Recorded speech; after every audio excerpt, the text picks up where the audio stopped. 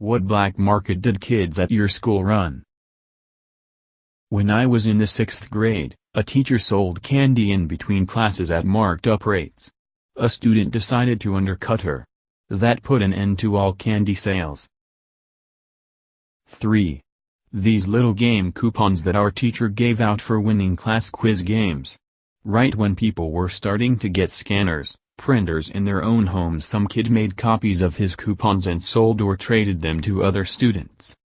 Edit. Since I have some people asking what the coupons could be traded for, it was usually a piece of candy or a pencil with a fun print or something similar. I think the kids ended up getting caught like 2 weeks into the scheme. The only guy in the school whose family had proper TV channels used to tape wrestling events and rent them out. MP3s and CDs were just becoming available. A guy I knew made a killing on mixed CDs. Every week he circulated forms to fill out, where you selected the songs you wanted on the CD. The newest hits were on the top, and changed weekly. The rest of his library filled the rest of the form, and there was a space for requests. He'd deliver your disc the following week. He seriously made bank for a couple years until everybody started getting their own songs from LimeWire or whatever. I don't know what he's doing now, 20 years later, but I don't doubt he's successful. Edit. Just as a bit of an aside, since a few responses have mentioned LimeWire, when this guy started doing it in HS, the only real avenues for music sharing were Usenet groups and IRC. Nintendo games. Some kid sold them off for like 10 or 15 bucks a pop. I don't know where he got them from, but he said he just told his dad what he wanted and his dad would get it for him. He'd ask for the same ones over and over and it didn't matter, he'd end up with 5 copies and he'd just sell 4 of them. Either the kid was the most spoiled brat in history, or his dad was straight up stealing them anyhow. Anyways, I could never get any. I had a Sega, but I remember that kid making a killing in grade 3. This girl Danielle convinced my best friend and I, along with some other people, that she could forever change the taste of saliva in our mouth. So that our saliva would taste like watermelon, cotton candy, bubble gum, etc. forever. She made us wait a couple days so we could really think about what flavor we wanted in our mouth forever. For example, she would tell us, "Are you sure you always want everything you eat to have a hint of watermelon?" Anyways, after a couple days and we picked a flavor, she charged us money. I can't remember how much, but it was probably 50 cents or something. She made us chew on all this crazy stuff like paper clips, erasers, and other things. Obviously our saliva never changed flavor and she stopped this. But I worked at Starbucks a couple years ago in my hometown and she came in and didn't even recognize me, and all I could think about was how that girl had me chewing on paper clips.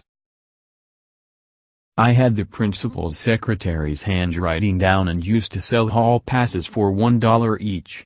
Made a killing.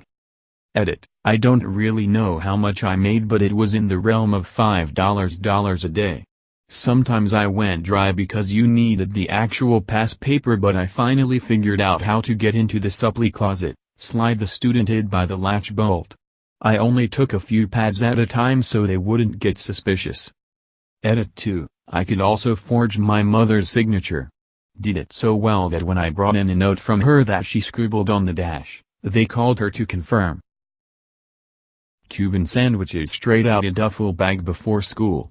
They were bomb, cheap and way better than the lunch in the cafeteria.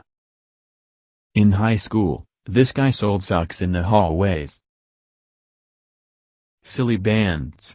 I remember a kid made like $50 one day. Apart from the 20 minutes before the morning bell rang where everyone crowded around the front of the school being an open-air drug market, there were always dice tournaments. The rules were 2 people put down X amount of money on a game, then both people rolled 2 dice at the same time. Whoever got 7 or 11 first won the money. The winners of the first rounds would play each other for the amount of money they won in previous games. This went on until the bell rang, or it was broken up by teachers, school administrators. Things often continued in the afternoon after school let out. So many people got detention and suspended for repeat gambling.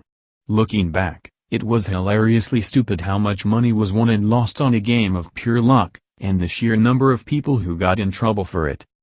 Yes, I was one of them. Apple laptops in middle school, some had iTunes, some didn't, and the kids wanted it, so I apparently was the only one who knew how to transfer the installer with my USB. I put it on everyone's laptop for gifts, favors, etc. in return. Got caught by the sub that day. I told her it was my flash drive, I could do what I wanted with it. And that's how I got my second detention of my life. Edit. Gifts were typical middle schooler shit: Yu-Gi-Oh cards, fruit snacks, best food trades during lunch, gain in popularity and hang out with the cool people. Obviously they were taking advantage of me, but I didn't mind. Banana chips were 25 cents in the vending machine in middle school. I always went to school early, so I always ended up buying all of them and selling them for 50 cents a bag. 2 years ago I was a sophomore in high school, and freshmen weren't allowed to go off campus but everyone else was. So I'd take orders, go to the local fast food shops, and get the goods. I'd up the price by about $2 and ended up making about $200 a month. Edit. $200 a month, folks, not per year. A kid in my school used to sell stupid amounts of porn tapes for $10. We found out later that his dad had paid for some porn channels and I guess he never noticed his son had them open in his room. He would buy empty tapes and just hit record until the tapes were full. I know I bought at least 10 of them. This was in the 90s. That guy was making a shit ton of money. He would bring a backpack full of tapes almost every day and leave school with it empty. Easily he was making $200 a day when he emptied his bag. I went to a private high school with a strict dress code, ties, belt, etc. So I bought a bunch of ties and belts from a thrift store and ran a lucrative rental business out of my locker. I lived in an area with a lot of retiree-age people, a lot of which ended up raising their grandchildren. It really isn't a good area. Being older and from a rural area, they still don't trust online sites like eBay or Amazon, so I started ordering people things from those sites for actual money and added a charge for me to be making money off of it. It eventually got shut down because I got someone a USB in the shape of a pistol. It was the size of a USB and clearly a USB, but it didn't matter. The principal actually got the police involved to try to get me in real trouble. It's not anything bad, but we had a black market for food and another for birth control pills.